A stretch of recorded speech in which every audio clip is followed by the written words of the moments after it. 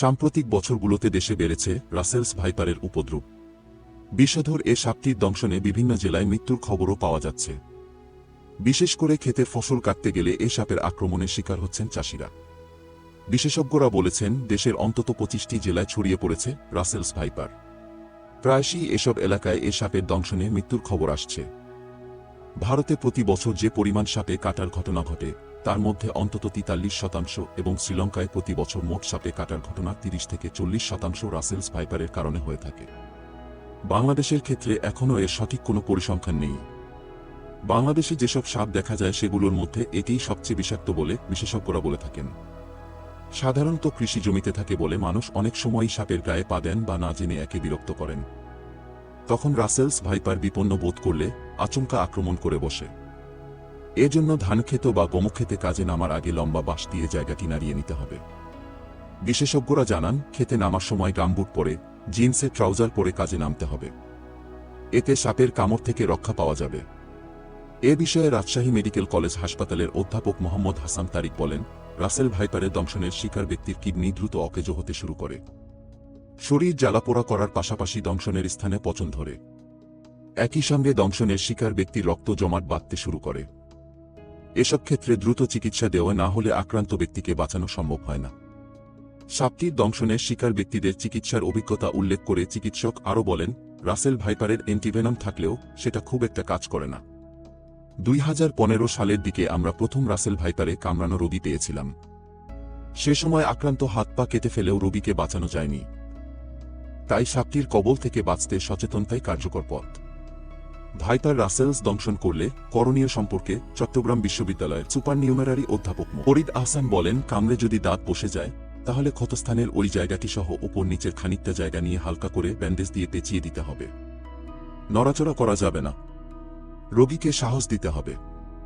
হাঁটা চলাচল একেবারেই বন্ধ করে দিতে হবে, যাতে রক্ত চলাচলটা একটু কম হয়। এভাবে যত দ্রুত সম্ভব হাসপাতালে নিয়ে যেতে হবে। ফরিদ আহসান আরও বলেন, গ্রামাঞ্চলের কোথাও যদি গাড়ি না পাওয়া যায় তাহলে মোটরসাইকেলে রোগীকে চালক ও আরেক আরোহীর মাঝে বসিয়ে নিতে হবে। তাহলে একটু দ্রুত হবে। ফরিদ আহসানের জানান, বেশিরভাগ ক্ষেত্রে কামড় দেওয়ার সঙ্গে সঙ্গে রোগীকে হাসপাতালে নেওয়া হয় না। অনেকটা দেরি হয়ে যায়। তখন এটা একটা বড় বিষয় হয়ে দাঁড়ায়। এই সাপের বিষ এমনই বেশি যে একসঙ্গে শরীরের অনেকগুলো অঙ্গ আক্রান্ত হয়ে যায়। দেশে যত বিষধর সাপ আছে তার মধ্যে সবচেয়ে ভয়ানক বিষের দংশনের সময় ঢেলে দেয় সর্বোচ্চটুকু।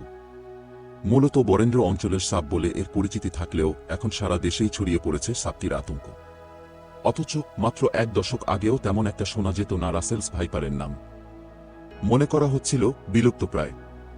বিশেষজ্ঞরা বলেছেন, গত কয়েক বছরে বিস্তৃতি শুধু বাড়েনি সাপটির, বেড়েছে অভিযোজনের ক্ষমতাও। ফলে যে অঞ্চলগুলোর মানুষ রাসেলস ভাইপার নামই শোনেনি সেখানেও এখন ঘন ঘন দেখা মিলছে সাপটির। আতঙ্কের মাত্রা আরও কয়েক গুণ বাড়িয়ে তুলেছে উপযুক্ত অ্যান্টিভেনমের অপ্রতুলতা। জানা গেছে, দেশে যে অ্যান্টিভেনম পাওয়া যায় তা শুধুমাত্র 4 ধরনের সাপের দংশনের পর ব্যবহার হয়। রাসেলস ভাইপারের দংশনে এটি তেমন কাজ করে না। রাসেলস ভাইপারের ভেনম তৈরিতে গবেষণা শুরু হলেও সফলতা আসেনি এখন পর্যন্ত। দেশের বেসরকারি কোনো ওষুধ কোম্পানিও অ্যান্টিভেনম বানায়নি। একমাত্র ইনসেপ্টা ভারত থেকে সীমিত পরিমাণ অ্যান্টিভেনম আমদানি করে অর্ডার অনুযায়ী। এ অবস্থায় রাসেলস ভাইপারের দংশনের শিকার হয়ে অনেকটা চিকিৎসার অভাবেই বরণ করে নিতে হচ্ছে মৃত্যু। কোনোভাবে বেঁচে গেলেও দীর্ঘমেয়াদী ক্ষতি হয়ে যাচ্ছে ফুসফুস ও কিডনির। বিশেষজ্ঞরা বলেছেন, এখন সাপের প্রজননকাল চলছে, তাই দেখাও যাচ্ছে বেশি। তবে রাসেলস ভাইপারের অভিযোজন ক্ষমতা অনেক।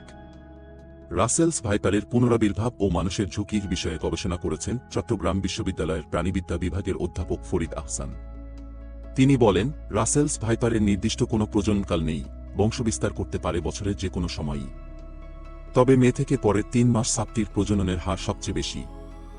তাছাড়া ডিম না পেরে বাচ্চা দেয় সাপটি। ফলে বংশবিস্তারও হয় দ্রুত। স্থল ও জল দুই মাধ্যমেই স্বাচ্ছন্দ্যে চলাচল করতে পারে ভয়ানক বিষধর এ সাপটি।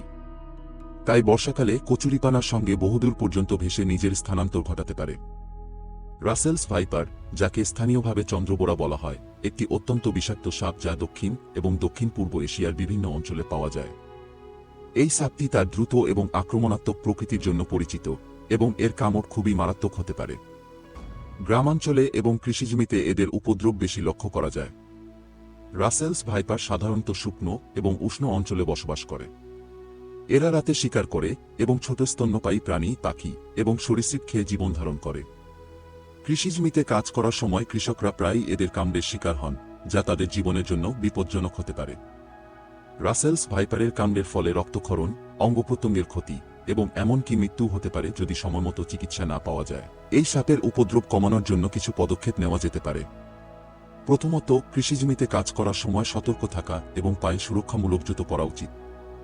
দ্বিতীয়ত, গ্রামাঞ্চলে এবং কৃষি এলাকায় সাপের আবাসস্থল কমানোর জন্য নিয়মিতভাবে পরিষ্কার পরিচ্ছন্নতা বজায় রাখা উচিত। এছাড়াও স্থানীয় হাসপাতাল এবং স্বাস্থ্যকেন্দ্রে পর্যাপ্ত পরিমাণে অ্যান্টিভেনম সরবরাহ থাকা গুরুত্বপূর্ণ, যাতে সাপের কামড়ের পর দ্রুত চিকিৎসা প্রদান করা যায়। রাসেলস ভাইপারের উপদ্রব একটি গুরুতর সমস্যা হলেও সচেতনতা এবং সতর্কতার মাধ্যমে এর ক্ষতি কমানো সম্ভব। স্থানীয় সম্প্রদায়গুলিকে সাপ সম্পর্কে শিক্ষা দেওয়া এবং সঠিক প্রতিরোধমূলক ব্যবস্থা গ্রহণ করতে উদ্বুদ্ধ করা গুরুত্বপূর্ণ, যাতে এই বিপজ্জনক সাপের কারণে মানুষের জীবন আর ক্ষতিগ্রস্ত না হয়।